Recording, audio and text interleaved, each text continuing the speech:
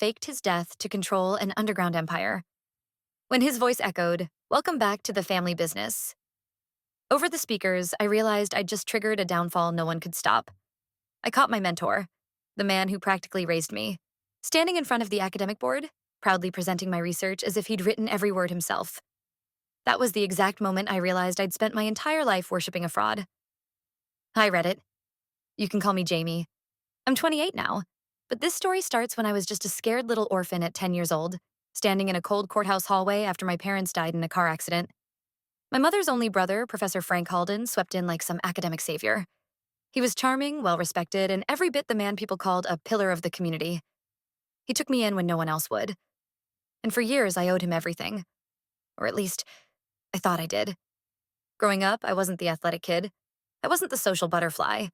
I buried myself in books because it was the only way I knew how to survive the silence and cold walls of Frank's enormous, spotless house.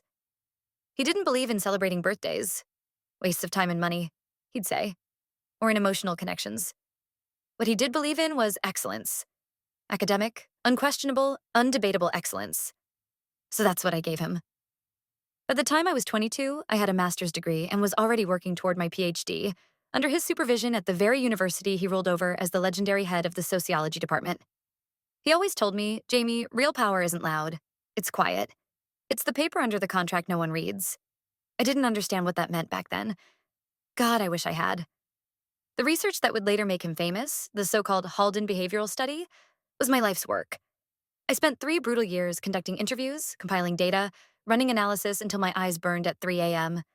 But every time I asked why his name was on the lead author line and mine was buried in the footnotes, he'd smile and say, "You're not ready yet, Jamie. Academia plays the long game. Your time will come." I believed him. I always believed him. Until last spring. That's when the university announced a major leadership transition. The board of trustees was appointing a new university president, and my beloved Uncle Frank had been nominated. His acceptance speech was to be the academic event of the year. Broadcast live, packed with influential donors and faculty. I was so proud. I even bought a new dress with the last of my fellowship stipend just to look respectable at the ceremony. But as I stood at the back of the grand auditorium that day, surrounded by scholars and cameras, my blood ran ice cold. Because on the giant screen behind him, the PowerPoint slides displaying his revolutionary research findings were the exact slides I had created. Right down to the typos I'd meant to correct, but never had the chance to. And in front of everyone, he told the story of those findings as if they were his own.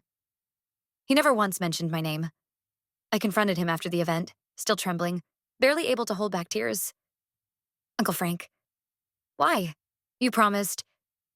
He cut me off with the coldest, most dismissive laugh I'd ever heard. That's when he leaned in close, his breath hot against my ear, and whispered words I'll never forget. "Grow up, Jamie. In this world, no one hands you power. You take it. And you, my dear, don't even know where to start looking." Bottom. But it got worse. The next day, I submitted a formal complaint to the University Ethics Board. That's when the real Frank Halden showed his face. Within 48 hours, I was called into a casual meeting with the Dean of Research, who just happened to be Frank's longtime poker buddy. They suggested, no, warned, that it might be in my best interest to retract my complaint. You know, for the sake of my future career. But the true punch to the gut came later that night. A blocked number called me. I almost didn't answer, but curiosity got the better of me. "Jamie?" A familiar voice rasped. It was Uncle Frank, sounding like he'd just poured himself one too many whiskeys. "You want to play this dangerous little game?" "Fine. But remember, I know about that little incident with Ethan Maxwell." I swear, my heart stopped. Ethan Maxwell was a student in my research group 2 years ago. Young, ambitious, clearly had a crush on me, but I never crossed that line. Ever. But here was Frank, threatening to fabricate something heinous. Something that could end my entire academic career before it even truly began. "Try me, Jamie," he snarled before hanging up. I sat there in my tiny apartment, shaking so hard I could barely hold my phone. I realized in that moment that I was utterly, terrifyingly alone. Frank had connections, influence, power. And I was just the orphan girl he molded into a perfect, obedient little puppet. But he forgot one thing. He raised me to be relentless. And for the first time in my life, I was about to use every ounce of that grit against him. The next morning, I pulled out every email, every version of the research drafts, and every forgotten document I'd stupidly left saved on our shared university drive. And when I found something I'd completely forgotten about, An unedited voice memo of Frank literally dictating my findings and calling them his revolutionary breakthrough. My hands went numb. That was it? My smoking gun. Or so I thought. Until the file refused to open. Corrupted. Deleted from the server. And when I checked my personal backups, they were all mysteriously gone. My heart pounded as a horrible realization dawned on me. Someone had already started erasing me. And that's when my apartment lights flickered twice and went out completely. Tell me, Reddit, is it still paranoia if you're right? Dark, my apartment swallowed whole by a silence so heavy it felt like the walls were pressing in. This wasn't just a blackout. No one else in the building was panicking. There were no emergency lights, no hallway chatter. Just me, alone, and completely cut off. I fumbled for my phone, hands trembling as I turned on the flashlight. The battery icon blinked at me. 9% remaining. No charger. The outlets were dead too. That's when I heard it. A soft, deliberate tap, tap, tap against my apartment door. Not a knock. Not something casual. 3 slow, calculated taps. My chest tightened like I'd wrapped a belt around my ribs. Who the hell would be at my door right now? I wasn't expecting anyone. And with the power out? My mind raced back to that last phone call with Frank. Try me, Jamie. Was this his next move? Had I underestimated how far he was willing to go? I crept toward the door, the light from my phone barely cutting through the darkness. I stood to the side, like every bad crime show told you to do, and slowly peeked through the peephole. Nothing. Just the empty hallway. I pressed my ear against the door. Silence. Then, as I turned to walk away, another 3 taps. I swear my soul nearly left my body. But this time, I didn't freeze. I yanked open the door, adrenaline drowning out every reasonable thought. The hallway was empty. But at my feet, a plain manila envelope, no markings, no return address, just my name scrawled across the front in sloppy, almost childish handwriting. I looked left, looked right. No footsteps, no creaks of retreating shoes. Just the faint humming sound of my apartment's emergency generator sputtering somewhere below the floorboards.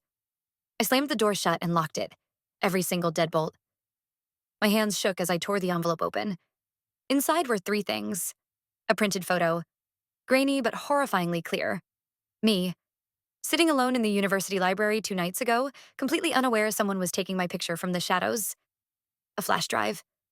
A folded note that read, "You're in over your head. Leave it alone before you drown." That was it. No signature, no other warning. My phone battery had dwindled to 6%. Every survival instinct in me screamed to run, but there was something about that flash drive. This was either a trap or the very thing I needed to finally expose him. And God help me, I've never been good at running. I powered up my old backup laptop, the one not connected to the university's network. It took forever to boot up, the kind of dinosaur tech you only keep around for emergencies like this.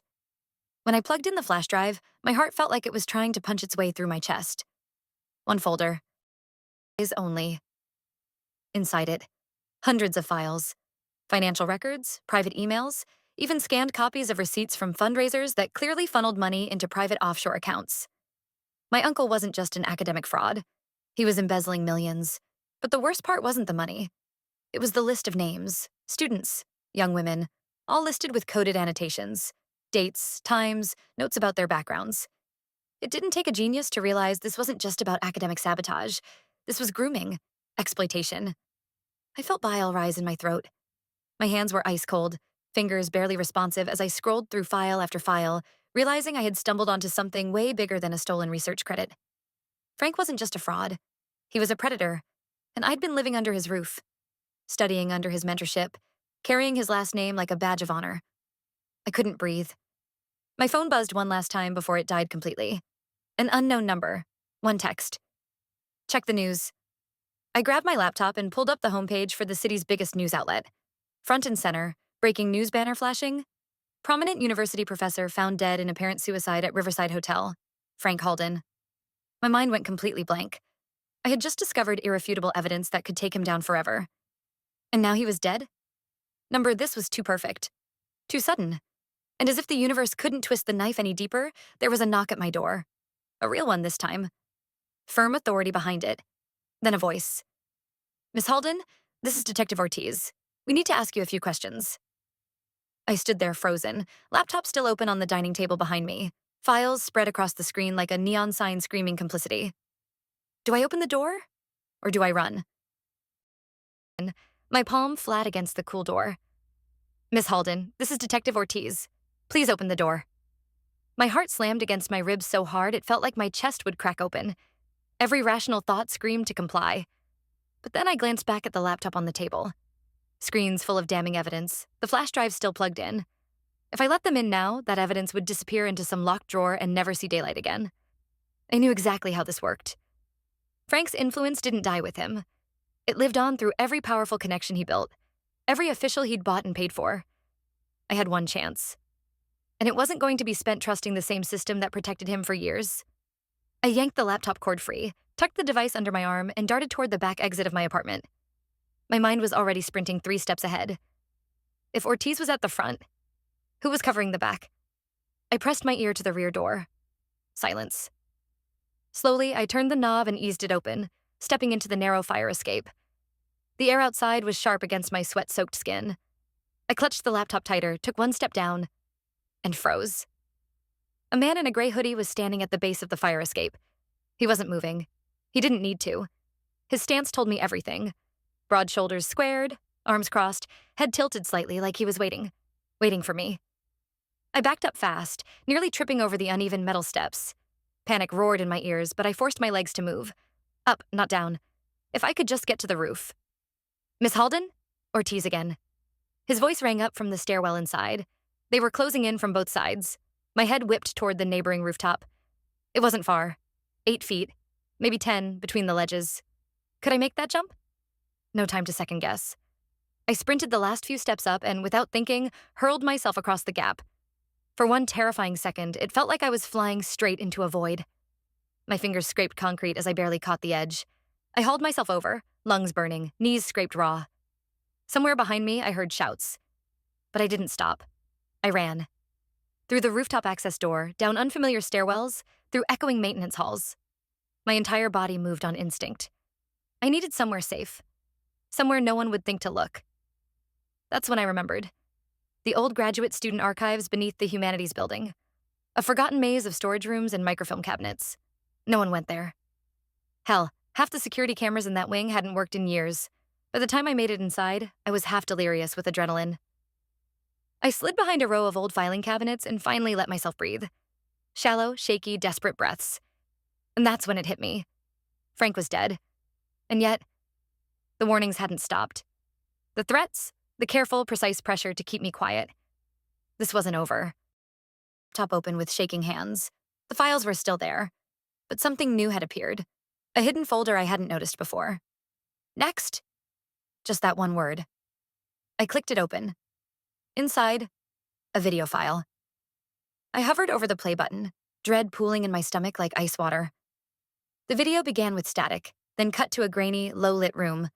My mouth went dry when I recognized the man on screen. Frank Halden. But this wasn't some pre-recorded lecture or university event. This was a confession. He sat hunched over a table, eyes bloodshot, voice hoarse. If you're watching this, then I'm gone. And Jamie, I know you're the one watching. I swallowed hard, frozen in place. I told you once, power isn't given. It's taken. But I left you something, kid. I left you a seat at the table. Whether you realize it or not, you're already in deeper than you think. You're not the hunter in this story.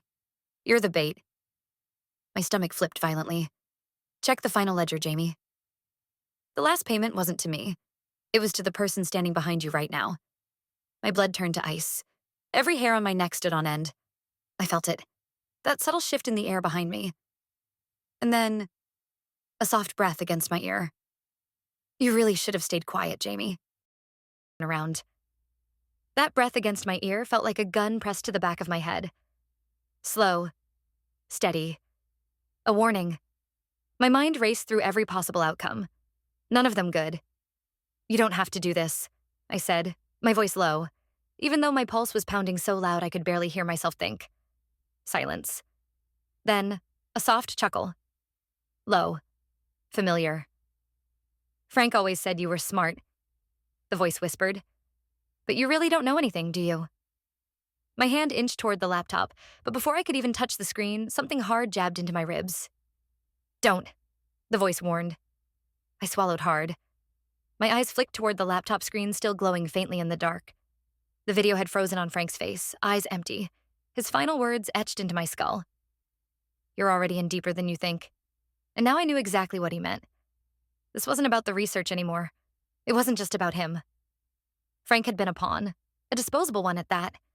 The real game was bigger, deeper, and I had just been shoved onto the board without even knowing the rules. The voice behind me spoke again, this time colder. It's time to go, Jamie.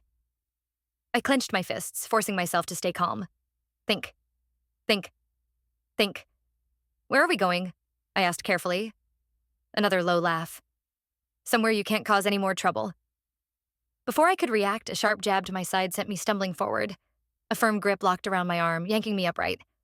I didn't recognize the man's face immediately, but his jacket had a patch. A private security firm logo. High-end, the kind of people rich men like Frank hired for discreet matters. And that's when it hit me. This wasn't about covering up loose ends anymore. This was about tying them permanently. He dragged me through the maze of archives like he knew the place better than I did. His grip was vice-like, but my mind was spinning faster than his feet could move.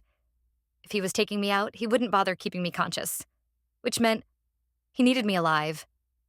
At least for now. I let my legs buckle as we turned a corner, falling hard to the ground and bringing him down with me. Before he could react, I slammed my elbow back. Hard, connecting with his temple. He let out a grunt, his grip faltering. I didn't wait. I grabbed the nearest thing, a rusted metal file box, and swung it with every ounce of adrenaline-fueled rage I had left. The sound of it cracking against his skull echoed like a gunshot in the concrete halls. He hit the ground and didn't get back up. I didn't stick around to check if he was out cold or just dazed. I ran. Out of the archives. Up the stairs. Blinding fluorescent lights of the main campus hallway felt like stepping into daylight after a nightmare. I didn't stop running until I reached the communications office. There was only one way out of this now. Go public. Loud. Immediate. I burst through the doors, startling the lone night tech working the news broadcast system. Before he could ask what was happening, I grabbed the mic from the central console and slammed the emergency override button. A live broadcast, straight to every screen on campus. If they wanted me silenced, they were going to have to do it in front of everyone. Attention! I gasped into the mic, voice raw, chest heaving. My name is Jamie Halden, and I have information that directly implicates not just Frank Halden, but multiple senior members of this university in financial crimes, academic fraud, and worse. I glanced at the camera. My face looked pale, battered, but alive. The files are secured. If anything happens to me, they go public. Immediately. I could almost hear the collective gasp from the few late-night staff watching across campus. And then, a familiar voice crackled over the internal PA system, one I hadn't heard in years. Well done, Jamie. But you always were a bit theatrical, weren't you? My blood went cold. I turned toward the control room speaker, my knuckles white on the mic. That voice, Dad? I whispered. Static answered first. Then, clear as day. Surprised? You really thought this was all about Frank? Sweetheart, Frank was just a placeholder. I'm the one who built this. And you're standing on my foundation. I stumbled back, breath stolen clean from my lungs. My father, who I believed had died in a plane crash 15 years ago. Dead. Buried. Gone. But now, he was here. Watching. Controlling. And I had just walked straight into the lion's den. Welcome back to the family business, Jamie. His voice purred through the speakers. I realized I wasn't running from my father's shadow. I had been standing in it my entire life. The control room fell eerily silent after his voice faded from the speakers. I stood there, staring at the blinking cursor on the live broadcast monitor. My father, the man I thought died when I was 13, was alive. And worse, he was the architect behind everything. The academic empire, the corruption, the manipulation, all of it. But what he didn't know was that I had already outplayed him. See, while I'd been running for my life, my backup drive had already uploaded everything to a secure cloud server. Not just the files from Frank's betrayal, but every financial document, every recording, every transaction that tied my father to this sprawling web of exploitation. The last message Frank had left me wasn't a warning. It was a map, and I'd followed it perfectly. With the campus-wide broadcast still live, I took a deep breath and turned back to the camera. My father thinks this is a game, I said, my voice steady despite the tremble in my hands. But I'm done playing. The files you're about to receive are evidence of every crime committed under his name, and under the name of this institution. Check your emails. I pressed a single key. Send to all. Every staff member, every board member, every student, every major media outlet in the country. Within seconds, the alert pings began flooding phones across campus. Notifications lit up the security panels like a fireworks display. And I knew. Even my father couldn't make this disappear fast enough. The doors to the control room burst open. 2 men in dark suits stormed in, but this time I didn't run. Behind them, Detective Ortiz appeared. Face pale, jaw clenched. "Stand down." Ortiz barked at the suits. "She's under my protection now." The men hesitated, then slowly backed away. Ortiz approached me, his voice low. "It's over, Jamie. We've got enough to bring the entire network down." But I shook my head. It's not over until he pays for what he did." And he did. Within hours, headlines flooded every major news station. Dead man found alive, mastermind behind decades of academic corruption and fraud. By dawn, federal agents raided a hidden estate registered under a false name. My father, ever the tactician, had tried to flee. But karma, as they say, has perfect aim. He didn't make it out. I watched the footage on live television. My father, once the man who built empires behind closed doors, being led out in handcuffs, head bowed, his face splashed across every screen. The mighty architect reduced to a footnote in his own twisted legacy. They say the bigger the ego, the harder the fall. And he fell hard. It took nearly a year for all the trials to conclude. But every accomplice, every corrupt official, every hidden player went down with him. And me? I took over the very institution he built on lies. But I rebuilt it on something stronger. Truth. Real, painful, beautiful truth. I turned my final commencement speech into my own personal reckoning. Standing before the class of graduates, I told them exactly what I'd learned. "That's the thing about power," I said. "You can inherit it. You can steal it. Or you can earn it. And the power you earn? That's the kind no one can ever take from you." I walked off that stage to a standing ovation. But more than that, I walked off free. Free from the chains of my past. Free from the lies. Free to finally live as my own person. And that's how I buried my family's toxic legacy. By surviving it. And building something better in its place. Because sometimes the best revenge is becoming everything they swore you'd never be. I learned that no matter how deep the manipulation runs, no matter how powerful the people against you seem, truth has a way of breaking through. You can either let their legacy define you, or burn it to the ground and write your own.